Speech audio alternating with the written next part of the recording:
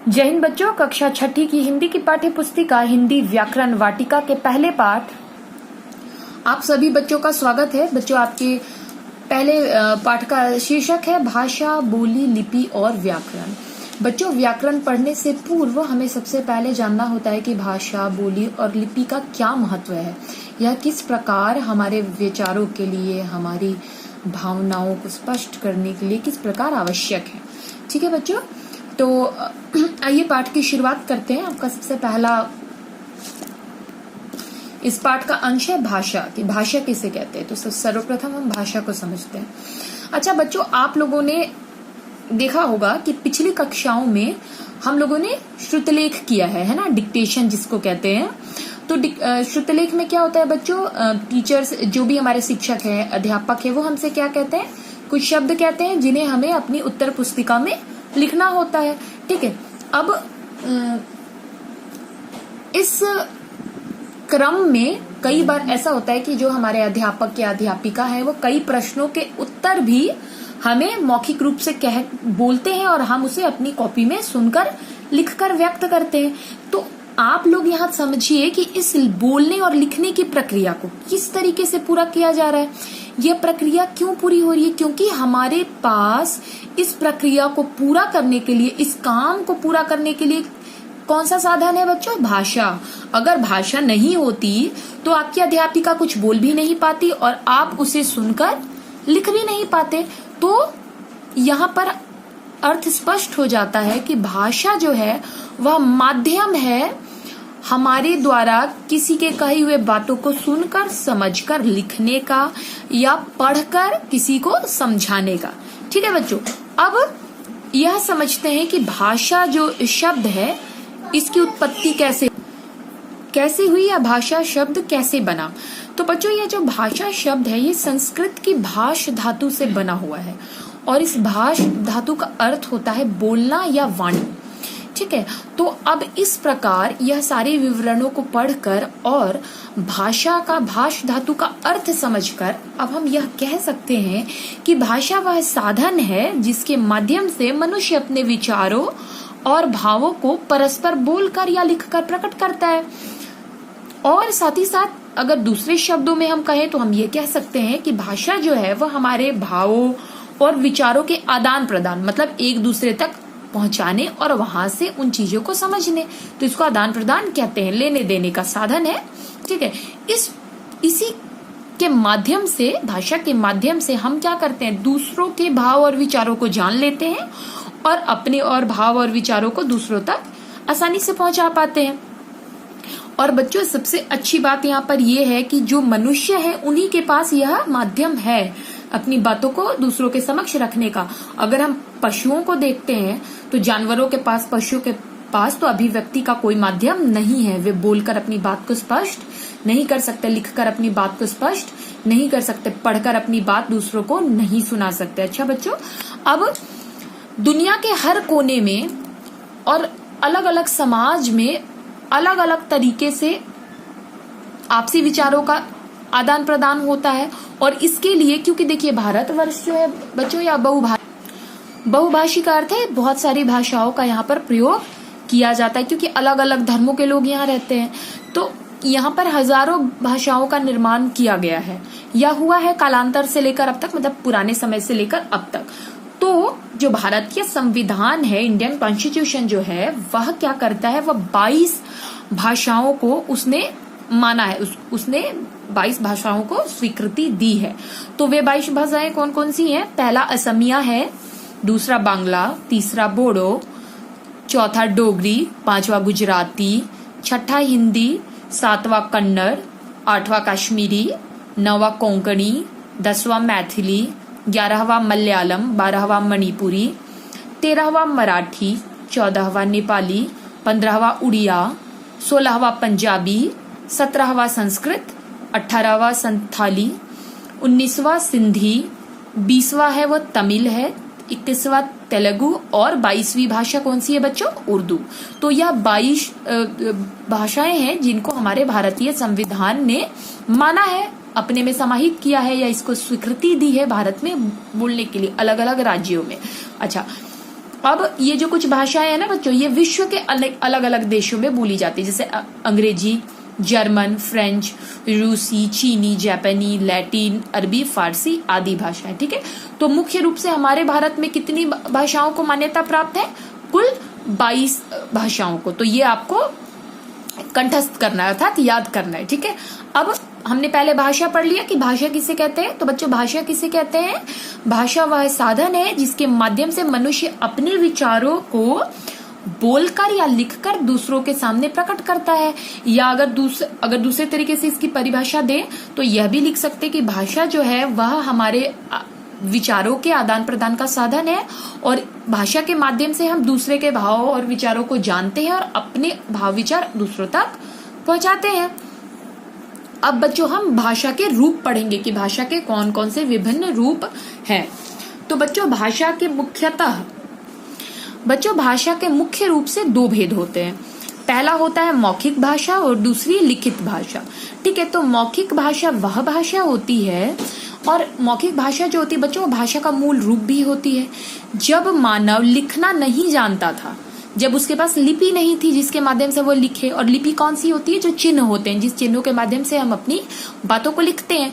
तो जब मानव जो है वह लिखना नहीं जानता था तो वह क्या करता था? सिर्फ बोलकर अपने भाव या विचार प्रकट करता था, अर्थात वह बोलकर या सुनकर अपने विचारों का आदान प्रदान करता था।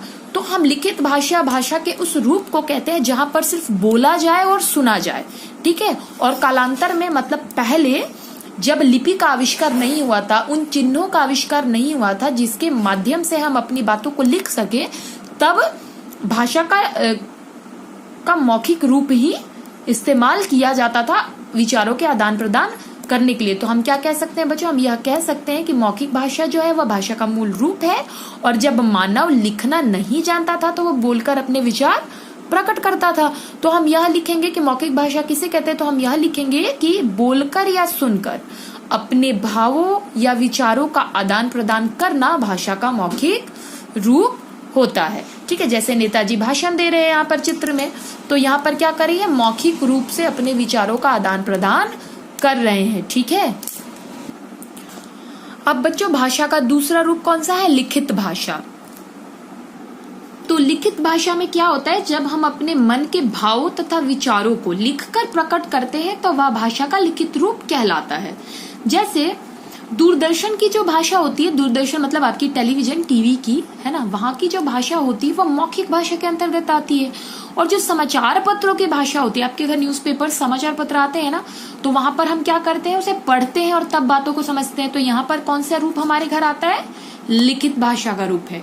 ठीक है, अच्छा, इन दोनों रूपों के अलावे भाषा का एक अन्य रूप भी होता है। ठीक है, जिसे आप इस प्रकार समझ सकते हैं कि अगर मैं आपसे कहूं कि इस चित्रों को देखो, ठीक है, और बताओ कि ये क्या है, ठीक है, यहाँ पर क्या हो रहा है, या इस चित्र में क्या हो रहा है, या यहाँ पर क्या हो रहा है, यह जो लड़की है वो क्या कर रही है, तो आप क्या बताओगे? आप बोलोगे कि मैडम ये जो लड़की है वो लिख रही है, यहाँ पर 2 लोग हैं जो क्रिकेट खेल रहे हैं, यहाँ पर क्या है? यहाँ पर ट्रैफिक सिग्नल है यहाँ पर, और यहाँ पर गाड़ियां सड़क से गुजर रही हैं। यहाँ पर बोलोगे कि यह एम्बुलेंस है। तो आप खुद सोचो कि यह कौन सा भाषा का रूप हुआ? यह सांकेतिक भाषा हुआ। वैसे तो मुख्य रूप से हमारे भाषा के कितने रूप होते हैं? एक तो मौखिक होता है, एक लिखित होता है, लेकिन एक ये सांकेतिक भाषा होता है जिसमें संकेतों के द्वारा, इशारे के द्वारा पूछा जाता है कि क्या हो रहा है। ठीक है, तो हम पहले क्या देखते हैं कि पहले चित्र में रेड क्रॉस निशान से हमें एम्बुलेंस का पता चलता है। यहाँ पर ये जो रेड बत्ती जल रही है, लाल रंग की जो बत्ती जल रही है, इससे क्या पता चलता है? ये प्लस का जो जोड़ का जो ये चिन्ह बना हुआ है, इससे क्या पता चलता है कि यह एम्बुलेंस है। दूसरे चित्र में, इस चित्र की बात कर रही हूं, तो दूसरे चित्र में क्या पता चल रहा है कि लाल बत्ती यहाँ पर जलने से यहाँ पर गाड़ियां यहाँ पर रुकी हुई है। लाल निशान का अर्थ क्या होता है बच्चों? ट्रैफिक रूल में लाल निशान का अर्थ होता है रुकना। ठीक है, तीसरे चित्र में क्या दिख रहा है कि एम्पायर जो है वो यहाँ पर देखिए अपनी उंगली से क्या इशारा कर रहा है? आउट का इशारा कर रहा है, और इस इशारे को देखने के बाद खिलाड़ी ने खेलना बंद कर दिया था। ठीक है, तो इन सभी, अब आपने इन तीनों चित्रों को देखा और यहाँ पर आपने क्या महसूस किया कि इसके माध्यम से हमें कोई ना कोई संकेत दिया जा रहा है। ठीक है। तो इन संकेतों की व्यवस्था को हम कौन सी भाषा कहेंगे बच्चों? सांकेतिक भाषा कहेंगे। कौन सी भाषा कहेंगे? सांकेतिक भाषा कहेंगे। ठीक है। तो सांकेतिक, देखिए, लिखित भाषा का और मौखिक भाषा का, दोनों ही भाषा का हम तो यदा कदा तो नहीं कह सकते। प्रत्येक क्षेत्र में या हर वक्त हमें लिखित और मौखिक भाषा का प्रयोग करना पड़ता है। जैसे मैं आप लोगों को पढ़ा रही हूँ, ठीक है, तो मैं मौखिक भाषा का इस्तेमाल कर रही हूँ। ठीक है। अगर मैं आप लोगों को कुछ लिख कर बताऊं तो वहां पर मैं कौन सी भाषा का प्रयोग कर रही हूँ? लिखित भाषा का प्रयोग कर रही हूँ। जब शिक्षिका आपको बोल के पढ़ाती है तो मौखिक भाषा का रूप होता है, और जब हम लोग व्हाइट बोर्ड पे आपके सामने कुछ लिखते हैं तो वो कौन सा रूप हो जाता है? लिखित हो जाता है। लेकिन तो ये लिखित और मौखिक का तो हर जगह हम प्रयोग कर रहे हैं, लेकिन सांकेतिक भाषा जो होती है ना, उसका विशेष रूप में ही प्रयोग किया जाता है। ठीक है। और देखिए, लिखित और मौखिक से तो सारा व्यापार विनिमय हो रहा है, सारा आदान प्रदान हो रहा है, विचारों को समझा जा रहा है, बोला जा रहा है। लेकिन सांकेतिक भाषा में क्या होता है कि इसका प्रयोग करने से पहले हमें अच्छी तरीके से इसको जान लेना होता है कि कहाँ इसका प्रयोग करें, यहाँ पर इसका उचित प्रयोग हो भी रहा है या नहीं हो रहा है। ठीक है बच्चों। तो पहले हमने क्या पढ़ा? पहले हमने पढ़ा भाषा, फिर हमने भाषा के तीनों रूप पढ़े, मुख्य 2 रूप, और यह एक सांकेतिक भाषा है, यह भी रूप ही होता है इसका। अब हम क्या पढ़ेंगे बच्चों? बोली। ठीक है। भाषा पर अपने क्षेत्र का प्रभाव पड़ता है, इस तरह वह कई रूप धारण कर लेती है। भाषा का अर्थ विकसित रूप बोली कहलाता है। ठीक है। हिंदी जो है बच्चों, हिंदी जो है वो हमारी राष्ट्रभाषा है। ठीक है। लेकिन अगर आप देखें तो भारत में अलग अलग राज्य हैं, और मैंने तो आपको 22 जो भाषाएं हैं जिसको संविधान ने माना है, मान्यता दी है, उनको बताया। तो उनमें से कोई भी हमारी राष्ट्रभाषा क्यों नहीं है? क्योंकि वह बोलियां हैं जो हर क्षेत्र में बोली जाती है, गांव में बोली जाती हैं, कस्बों में बोली जाती हैं, एक किसी वर्ग विशेष में बोली जाती है। तो वह भाषा का अर्ध विकसित रूप होती है, जो पूर्ण रूप से विकसित नहीं हुई रहती, मतलब जिनका विकास नहीं हुआ रहता है। और बोलियां जो होती हैं वह अलग अलग क्षेत्रों से उपजती हैं। ठीक है। और जो भाषाएं होती हैं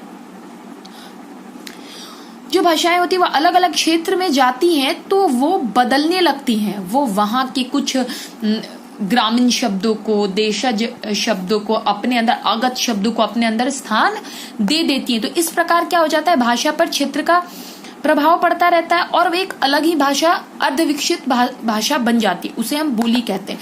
तो अगर आपको बोली को एक्सप्लेन करना हो, बोली का अगर आपको परिभाषा देना हो कि बोली किसे कहते हैं, तो आप लिखोगे कि भाषा के क्षेत्रीय रूप को बोली कहते हैं। मतलब इसका दूसरे तरीके से भी आप परिभाषा दे सकते हैं कि क्षेत्र विशेष में बोली जाने वाली भाषा जो है वह बोली कहलाती है। ठीक है। क्षेत्र विशेष में, किसी क्षेत्र विशेष में प्रयोग की जाने वाली भाषा है वह बोली कहलाती है। और पूरे बृहत भूभाग इन द सेंस पूरे भारतवर्ष, मतलब एक बड़े क्षेत्र में बोले जाने वाली जो भाषा बोली होती है वह भाषा कहलाती है। ठीक है। जैसे हिंदी जो है वो भारत की एक भाषा है, वह राजस्थान से लेकर बिहार तक बोली जाती है, लेकिन हम उसके कई रूप देखने को मिलते हैं। ठीक है। जो क्षेत्र के अनुसार बदलता रहता है। वैसे ही हिंदी भाषा है, अब आपने यहाँ पर बोली पढ़ा, और बोली के लिए आपने क्या पढ़ा कि एक क्षेत्र विशेष में बोले जाने वाली भाषा जो है वो बोली कहलाती है। तो इस प्रकार से जो हिंदी भाषा है उसकी बहुत सारी बोलियां हैं। तो आइए जानते हैं कि इसकी कुल कितनी बोलियां हैं। तो बच्चों, जो हिंदी भाषा है इसकी कुल 18 बोलियां हैं जो बहुत ज्यादा प्रचलित है। ठीक है। जैसे मैं बता रही हूँ, जैसे पश्चिमी भाग में, हमारे देश के पश्चिमी भाग में हरियाणवी बोली जाती है, खड़ी बोली बोली जाती है, ब्रजभाषा, बुंदेली व राजस्थानी बोली जाती है। आप सबको तो पता ही है, आप लोग यहाँ पर हो, तो हरियाणवी बोली जाती है, खड़ी बोली दिल्ली में मुख्यतः बोली जाती है, ब्रजभाषा है, बुंदेली और राजस्थानी। अगर हम पूर्वी भाग में जाते हैं तो वहां पर क्या बोली जाती है? अवधी, छत्तीसगढ़ी, बघेली, भोजपुरी और मैथिली बोली जाती है। और अगर उत्तर में जाते हैं हम, तो उत्तर में गढ़वाली और कुमायूनी ऐसी पहाड़ी भाषाएं बोली जाती है। और दक्षिण में हम जाते हैं तो वहां पर दक्षिणी हिंदी बोली जाती है। तो इस प्रकार आप क्या बोलेंगे कि हिंदी की जो बोलियां हैं वो कुल कितनी प्रचलित बोलियां हैं? कुल 18 प्रचलित बोलियां हैं, जिनमें से कुछ प्रमुख बोलियों के नाम यहाँ पर दिए गए हैं। जब आप अपनी अगली कक्षा में जाएंगे तो आपको बाकी सारी जो बोलियां हैं जो इसमें नहीं है, उसका क्षेत्र, उसका विस्तार और कब से कब तक वो बोली गई और उनमें क्या क्या कैसे कैसे परिवर्तन आए, क्या क्या बदलाव आए, वो आपको पढ़ाया जाएगा। अभी मुख्यतः आपको इन बोलियों को जानना है, ठीक है। पश्चिम में कौन कौन सी बोली है बच्चों? हरियाणवी, खड़ी बोली, ब्रजभाषा, बुंदेली और राजस्थानी। पूर्व में कौन कौन सी बोलियां हैं? अवधी, छत्तीसगढ़ी, बघेली, भोजपुरी और मैथिली। उत्तर में कौन कौन सी है? गढ़वाली और कुमाऊनी। और दक्षिण में दक्षिणी हिंदी। ठीक है बच्चों, अब हमने बोलियां समझ ली। पहले हमने क्या पढ़ा बच्चों? भाषा, ठीक है, कि भाषा किसे कहते हैं। फिर हमने भाषा के विभिन्न रूप, लिखित, मौखिक और सांकेतिक, ये पढ़ा। फिर हमने बोली को जाना कि बोली किसे कहते हैं। फिर हमने यह जाना कि भाई भाषा किसे कहते हैं, ठीक है। इसके बाद हिंदी भाषा की प्रचलित जो कुछ बोलियां हैं, 18 बोलियां, उसमें से कुछ जो प्रचलित बोलियां हैं हमने उसके बारे में जाना कि किस किस क्षेत्र में कौन कौन सी बोली बोली जाती है। आइए बच्चों अब लिपि पढ़ते हैं, क्योंकि जब हम किसी भाषा को सुनते हैं तो उसे लिखते भी हैं, लिखकर व्यक्त करते हैं लिखित भाषा में। तो उसको लिखने के लिए हमें बहुत सारे चिन्ह जानने होते हैं, हमें चिन्ह पता होना चाहिए। अगर मैं आपसे कहूं कि कलम लिखो, तो आपको पता होना चाहिए कि मैंने आपको कलम बोला, तो कलम लिखने के लिए पहले आप क्या लिखोगे? क, ल और म। तो क लिखने के लिए आपने जिन चिन्हों का प्रयोग किया और ल लिखने के लिए आपने जिन चिन्हों का प्रयोग किया, म लिखने के लिए आपने जिन चिन्हों का प्रयोग किया, वही जो चिन्ह है वही आपकी लिपि कहलाती हैं। ठीक है, जैसे यहाँ पर लिखा हुआ है, मौखिक भाषा को लिखित रूप में प्रकट करने के लिए कुछ चिन्ह निश्चित किए गए हैं। इन्हीं निश्चित चिन्हों को हम क्या कहते हैं बच्चों? लिपि कहते हैं। तो अगर हमें लिखना पड़े, अगर आपसे पूछा जाए कि लिपि किसे कहते हैं, तो आप क्या बोलोगे? भाषा की ध्वनियों को प्रकट करने के लिए निश्चित किए गए चिन्हों को हम क्या कहते हैं बच्चों? लिपि कहते हैं। इससे भी साधारण शब्दों में आप ये कहेंगे कि मौखिक भाषा को लिखित रूप में प्रकट करने के लिए हम जिन चिन्हों का प्रयोग करते हैं उन्हें हम क्या कहते हैं? लिपि कहते हैं। ठीक है, अच्छा अब मैं बताऊं लिपियों के विषय में।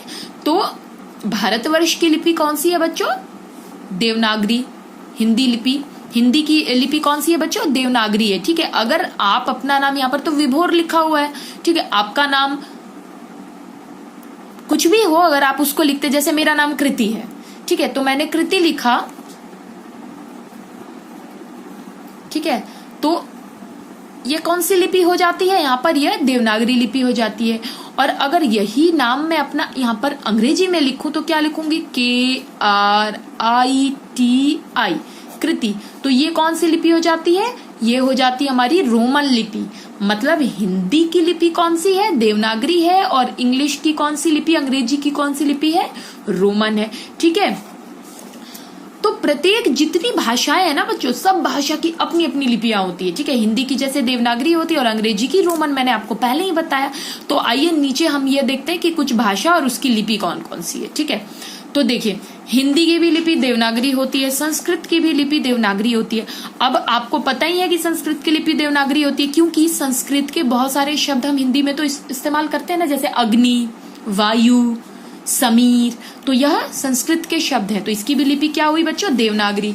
मराठी भाषा जो होती है इसकी भी लिपि देवनागरी होती है। उर्दू की जो लिपि होती है बच्चों क्या होती है? वो फारसी। पंजाबी की जो लिपि होती है उसको हम क्या कहते हैं? गुरुमुखी। अंग्रेजी आपको पहले पता है रोमन, फ्रेंच भी रोमन लिपि में लिखी जाती है, जर्मन भी रोमन में लिखी जाती है।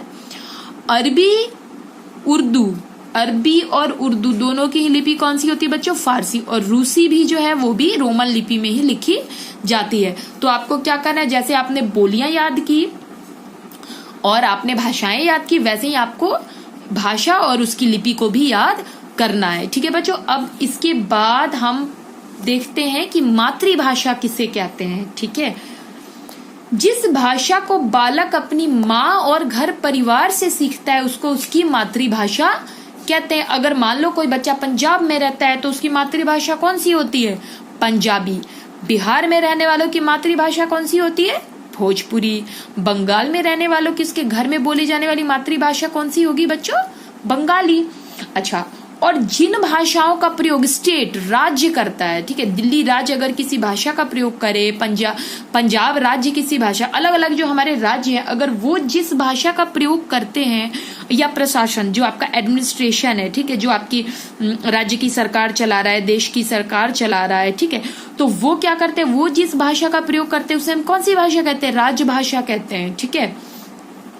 अच्छा, अब मैंने आपको क्या बताया कि हिंदी को हम भारत सरकार ने या भारतीय संविधान ने राजभाषा के रूप में स्वीकार किया है, ठीक है। तो आपको यह भी पता होना चाहिए कि इसको राजभाषा के रूप में किस दिन स्वीकार किया गया, तो 14 सितंबर 1949 को भारत की संविधान सभा ने हिंदी को भारत संघ की राजभाषा के रूप में स्वीकार किया था। कब किया था बच्चों? 14 सितंबर 1949 को भारत की संविधान ने हिंदी को भारत की संघ की राजभाषा के रूप में स्वीकार किया था। बच्चों, आपके पहले पाठ भाषा, बोली, लिपि और व्याकरण में हमने अब तक क्या क्या पढ़ लिया? इस भाग में भाषा पढ़ लिया, बोली पढ़ लिया और लिपि पढ़ लिया। अब हमें क्या पढ़ना है बच्चों? व्याकरण, ठीक है। तो अगले भाग में यानी अगले वीडियो में हम व्याकरण पढ़ेंगे और इस पाठ के सभी महत्वपूर्ण प्रश्न उत्तर समझेंगे। अच्छा बच्चों, जय हिंद।